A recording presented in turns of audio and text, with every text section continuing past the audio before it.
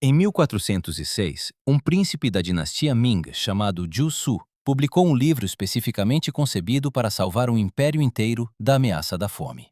Foi intitulado A Erva de Alívio da Fome, servindo como um manual de sobrevivência para tempos em que as colheitas falhavam, quando os estoques de grãos se esgotavam e quando o governo entrava em colapso.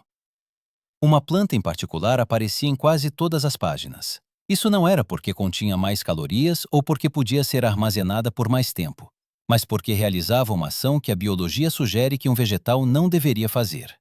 Ela caminhava. Zhu Su chamou-a de Loi Kong, a cebola que cresce em histórias. Ele a descreveu desta maneira.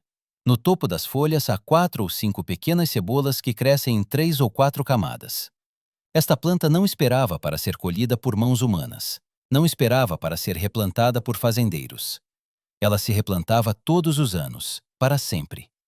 Por 600 anos, alimentou famílias através de guerras civis, fomes e colapso agrícola total.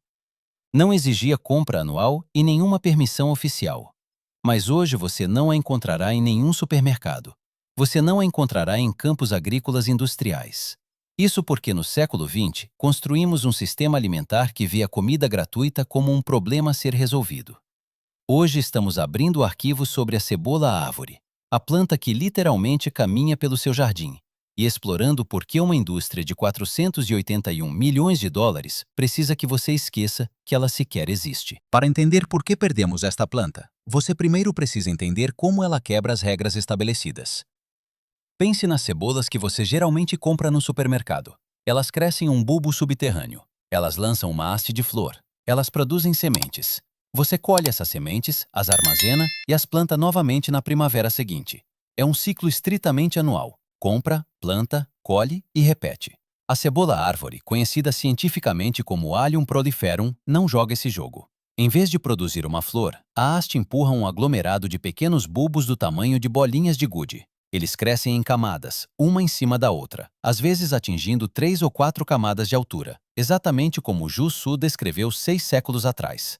Mas à medida que incham de energia, eles se tornam pesados. A haste começa a ceder sob o peso. Ela se curva por 60 centímetros, depois 90 centímetros, até, paf, tocar o chão. No momento em que esses pequenos bulbos atingem o solo, eles imediatamente lançam raízes. E assim você tem um novo canteiro de cebolas a 1 metro de distância de onde você começou originalmente. Na próxima primavera, essas novas plantas se levantam. Elas dão frutos, caem e avançam mais 1 metro. Ela literalmente caminha pelo seu jardim, sem pedir permissão, sem exigir um catálogo de sementes e sem precisar de você.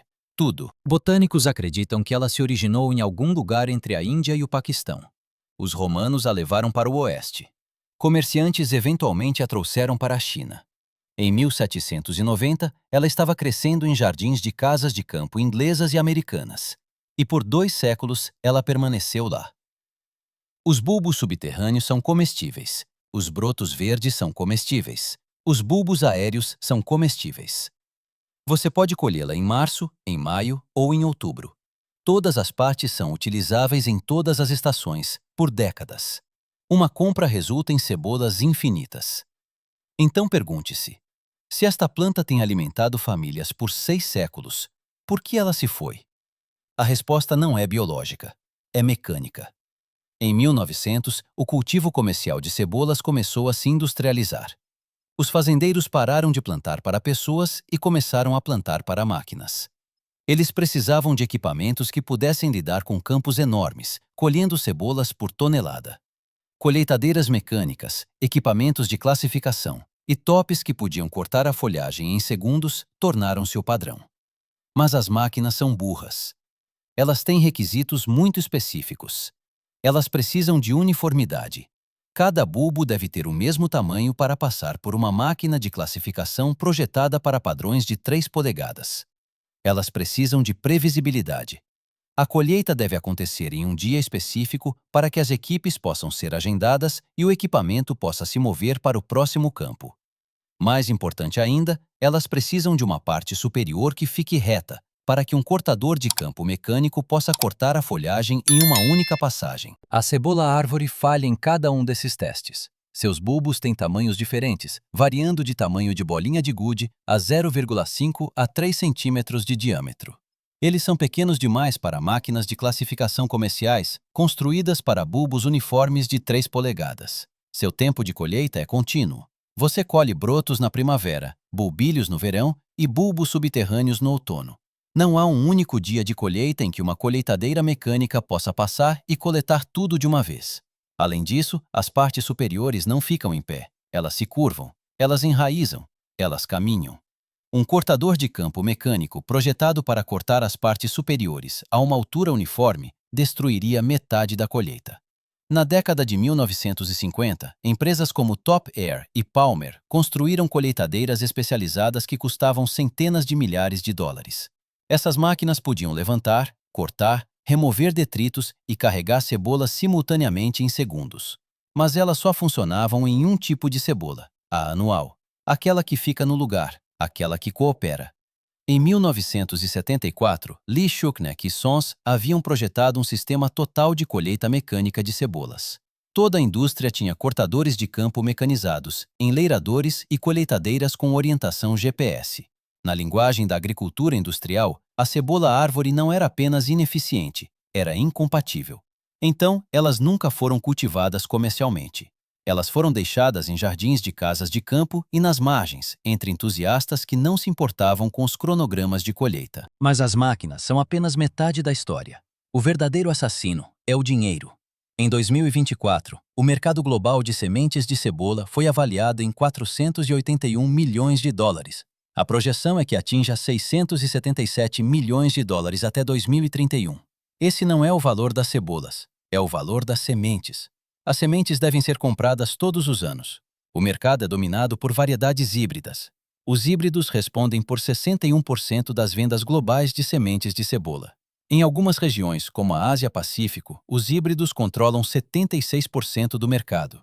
Esses híbridos são criados para um propósito específico: obsolescência programada. Quando você guarda sementes de uma planta híbrida, elas não crescem verdadeiras. A genética se desorganiza. A colheita do próximo ano será fraca, imprevisível e inconsistente. Isso força o agricultor a retornar à empresa de sementes toda a primavera, carteira na mão, para comprar o próximo lote. É o modelo de negócio perfeito. A receita recorrente é a base de uma indústria de 481 milhões de dólares.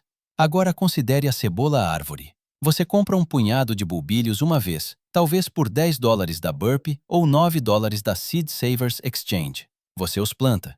Eles se multiplicam subterraneamente. Eles produzem os bulbos aéreos. Esses bulbos aéreos caem e enraizam. Em 2 anos você tem 50 plantas. Em 5 anos você tem centenas. Você nunca mais compra. Para uma empresa de sementes, isso não é um produto. Isso é uma falha de sistema. Um cliente que nunca mais volta não é um cliente. É uma fonte de receita perdida. E fica pior. As cebolas-árvore não produzem sementes. Elas se propagam por clones, por bulbilhos. Isso significa que você não pode patenteá-las. Você não pode modificá-las geneticamente. Você não pode criar uma variedade proprietária que os fazendeiros sejam legalmente obrigados a comprar de você todos os anos. A planta se reproduz livremente. Ela se espalha de jardineiro para jardineiro, de geração para geração, completamente fora do sistema comercial de sementes. Na economia da agricultura moderna, isso torna as cebolas-árvores sem valor. Não porque não alimentam pessoas, mas porque não geram lucro para os acionistas. Então, elas desapareceram da consciência pública. Na década de 1950, a produção industrial de cebolas tornou-se uma ciência. Variedades híbridas com resistência a doenças, colheitadeiras mecânicas com orientação de precisão e instalações de armazenamento com controle climático tornaram-se a norma. Os supermercados estocavam as cebolas que eram bem transportadas e armazenadas por meses. Catálogos de sementes vendiam as cebolas que precisavam de recompra anual.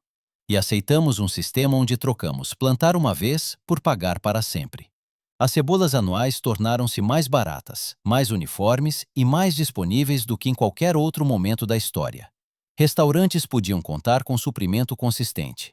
Supermercados podiam estocar cebolas o ano todo.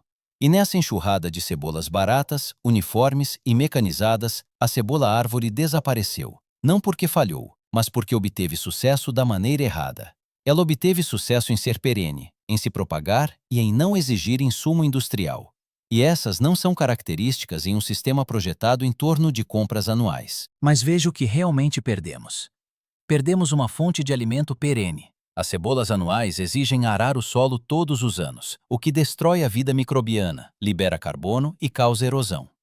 Elas exigem fertilizantes sintéticos porque suas raízes rasas não conseguem alcançar nutrientes profundos. As cebolas árvores são perenes. Elas desenvolvem sistemas radiculares profundos que permanecem no solo por décadas. Elas seguram o solo.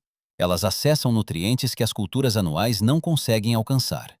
Elas sobrevivem a secas que matam híbridos de raízes rasas. Estamos gastando bilhões de dólares hoje tentando projetar culturas resilientes ao clima. Enquanto isso, uma planta que sobreviveu a fomes por 600 anos está crescendo em valas, esquecida. Zhu Su sabia disso em 1406. Ele compilou o Manual de Alívio da Fome porque as fomes eram comuns na China da dinastia Ming.